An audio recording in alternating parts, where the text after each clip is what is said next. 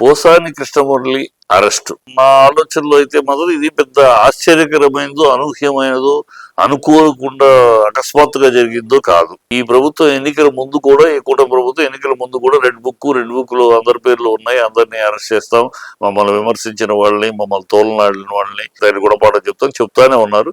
అది ఎప్పుడా అని ఎప్పటికప్పుడు రెడ్ బుక్ చూపిస్తానే ఉన్నాడు లోకేష్. ఎప్పుడెప్పుడు అన్నది ఇప్పుడు అయ్యింది అంతే తప్ప దాని గురించి పెద్దగా ఆశ్చర్యకరంగా ఏం కాదు, ఎక్స్పెక్టెడే. కాకపోతే ఇక్కడ ఒక విషయం ఏంటంటే, వాళ్ళు ఎప్పటి నుంచో చెప్తున్నాం కదా, మేము వాళ్ళ కొత్తగా చేస్తుంది కదా, ఎప్పటి నుంచి చెప్తున్నాం రెడ్ బుక్ కార్యక్రమం చిత్తశుద్ధితో అమలు చేస్తున్నారు, సంతోషం, ఓకే, మీ అధికారంలో ఉంది కనుక మీరు చేస్తున్నారు. ఇవాళ దేశం మొత్తం కూడా రాజకీయాలు అలాగే ఉన్నాయి, కక్ష సాధింపు చర్యలు, అధికారంలో వచ్చిన వాళ్ళు ప్రతిపక్షాలను కక్ష సాధింపు చేయటం అనేది ఇక్కడ కావచ్చు, మమతా బెనర్జీ అవ్వచ్చు, కర్ణాటక అవ్వచ్చు, ఇంకెక్కడ అవ్వచ్చు, అన్ని రాష్ట్రాల్లో ఉన్న రాజకీయ ఆనవాయితీ అలా మారిపోయింది. గతంలో రాజకీయాల్లో అంటే ఎన్టీ రామారావు గారు అంతరైన మహానుభావుడు కాంగ్రెస్ ని కుక్కమూతి బిందులంటే అప్పుడు ఏమి వాళ్ళు ఎవరో కేసులు పెట్టలా. అలాగే ఎన్టీఆర్ గారిని గురించి విపరీతంగా బీభత్సంగా విమర్శించినప్పుడు కూడా వాళ్ళు ఎవరు కేసులు పెట్టలా. ఓకే, రాజకీయం ఇట్స్ ఆల్ రైట్ అన్నట్టే ఉండేవారు.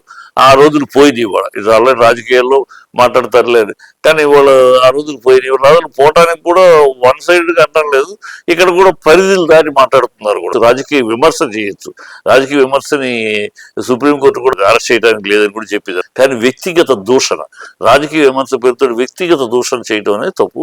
ఇక్కడ జరిగింది అదే వ్యక్తిగత దూషణలు. మన వంశీ అవ్వచ్చు, రాజకీయంతో పాటు వ్యక్తిగత దోషాలు చేయటం వల్ల అది అఫెన్స్ అవుతుంది.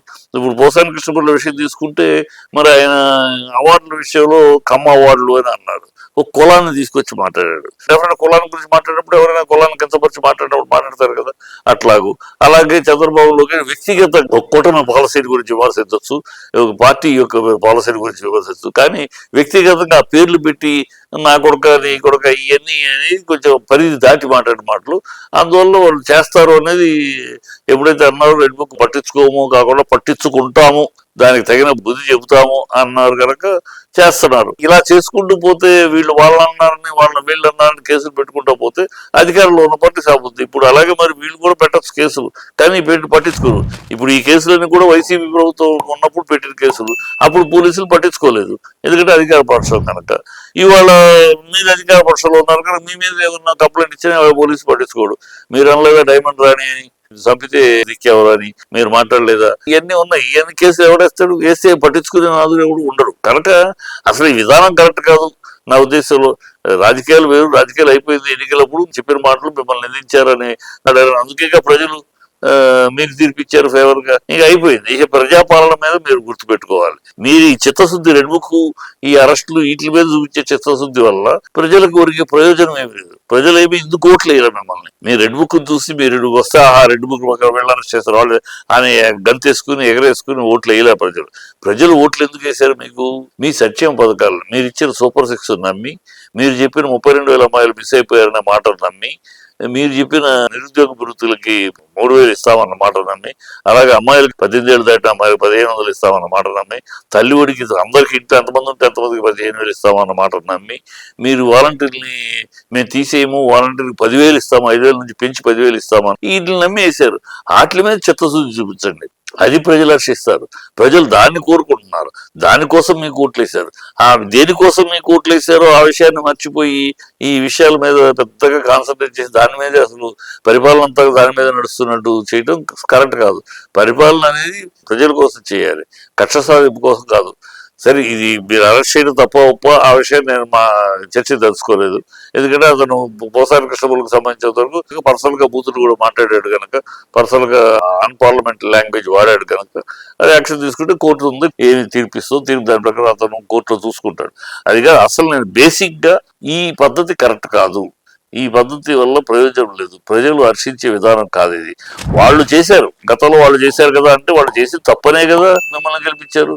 అదే పని మీరు చేస్తే అది ఒప్పెట్లా ఉంది, అదే తప్పు మీరు చేసినట్టే అవుతుంది కదా. ఒకవేళ తప్పు అన్నప్పుడు ఆ తప్పు మీరు చేస్తే ఎట్లా, అది ఆలోచించుకోవాలి ప్రభుత్వం. తమకు తమ భూతాలు తప్పు చేసేసామని తృప్తి పట్టడం మీ పర్సనల్ ఎజెండా తృప్తి తప్పితే ప్రజలకు తృప్తి కాదు. ప్రజలకు ఇది కాదు, ప్రజలకు అవసరమైంది ఇది కాదు. మీరు ఎవరైనా చేస్తారు, ఎందుకు చేస్తారు, వాళ్ళ పర్సనల్ విషయంగా చూస్తారు కానీ ప్రజలు తమ సమస్యగా చూడరు. ఇప్పుడు పోసాని కృష్ణమురళిని ఇంకోళ్ళని అరెస్ట్ చేయడం వల్ల అది ప్రజల సమస్య కాదు కదా, అది మీ పర్సనల్ ఎజెండా. మిమ్మల్ని తిట్టాడు కనుక మీరు వాళ్ళు లోపల పెట్టాలి, అది మీ ఎజెండా.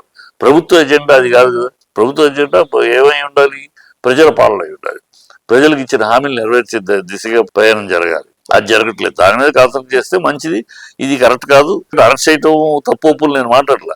అసలు దీని మీద ఉన్నంత కాన్సన్ట్రేషన్ ఇచ్చిన హామీలు నెరవేర్చడం మీద ఉంటే ఇంకా బాగుంటుంది. ప్రజలు కోరుకునేది అది, ప్రజలు ఆశించేది అది.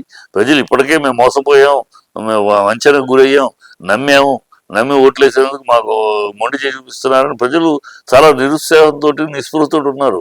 అది గమనిస్తే ఏ ప్రభుత్వానికి మంచి తప్పితే, లేకపోతే ఆ తప్పే మేము చేస్తామంటే వాళ్ళకి పట్టిన పరిస్థితి మీకు వస్తుంది.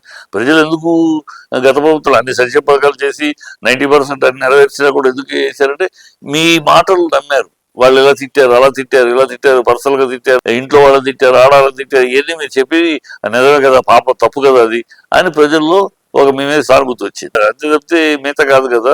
అదే తప్పు మీరు చేస్తే మిమ్మల్ని అంటే అదే అవుతుంది రేపొద్దున. కనుక మేలుకోవాలి ఇప్పటికైనా ప్రభుత్వం. వీటికి కాదు ప్రజలు ఎన్నుకుంది మన ఇందుకు కోసం కాదు. ప్రజలు మన ఎన్నుకుంది వాళ్ళకి ఇచ్చిన హామీలను నమ్మి అదేదో మంచి జరుగుతుంది మనకు నమ్మారు, గెలిపించారు. ఆ విషయం మీద కాన్సన్ట్రేట్ చేయాలి. దాని మీద కాన్సన్ట్రేట్ చేస్తే మంచిది, సబబుగా ఉంటది. అంతేగాని ఈ కాదు ఏదో మీ పర్సనల్ ఎజెండాలు, ప్రభుత్వ ఎజెండా కాదు కదా. పర్సనల్ ఎజెండాని ప్రభుత్వ ఎజెండా అనుకుంటే ప్రజలు మీరు దెబ్బతింటారు. కనుక అది కాకుండా ఎప్పటికైనా మేలుకొని సూపర్ సిక్స్లు ఈ ఇచ్చిన హామీలు నెరవేర్చే దిశగా ప్రయాణిస్తే ఈ ప్రభుత్వానికి మేలు జరుగుద్ది. లేకపోతే ఈ ప్రభుత్వానికి ప్రజలే శిక్షిస్తారు.